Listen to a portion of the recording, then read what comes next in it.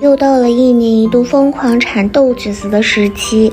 那今天我們來做一個豆角醬肉包，順便再問一下大家，真的只有山東人包包子的時候加粉條嗎？歡迎大家在評論區留言討論哦。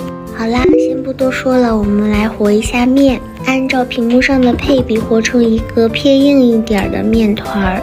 這裡提醒大家一下，因為我們今天要炒餡，所以大家盡量先炒餡後和面。炒豆角的時候加入油和1勺鹽，炒至这種翠綠狀態以後，加入1克的小蘇打，可以起到固色作用。再用同一口鍋把肉餡炒至50%變色以後，加入蔥薑末。這個醬很出味，如果說不是特別排斥的話，建議大家放一下試試。再按照屏幕上的調料來下料。下料的時候我們先不要加鹽，等會儿炒熟了之後嘗一下味兒，鹹了的話就加點白糖，淡了就加點鹽。最後再放入豆角和粉條，這個餡就完成嘍。我這裡不鹹不淡，所以我加了點味精，給大家看一下，是不是現在已經很有食慾了呀？其實我本來是想拍一個1發的包子，因為我前天包了一個1发的包子特別成功，結果我忽略了這個餡需要冷，在餡料涼的過程中，我的麵已經發成了白胖白胖的。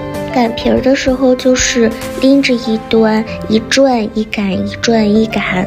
如果不會的話，大家就用擀餅的方式，但是盡量把邊緣擀薄一些。因為上期給大家分享過包圓圓的包子的過程，那我們這次就来包一個柳葉包。這個柳葉包其實也比較好下手，就是左邊一個褶，右邊一個褶，提放，重複這個過程。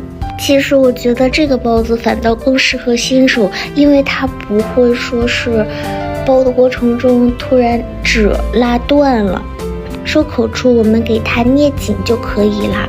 剛包出來它可能是這種細長條，咱們用手給它推一推，整整形，就可以變成一個白白胖胖的小包子了。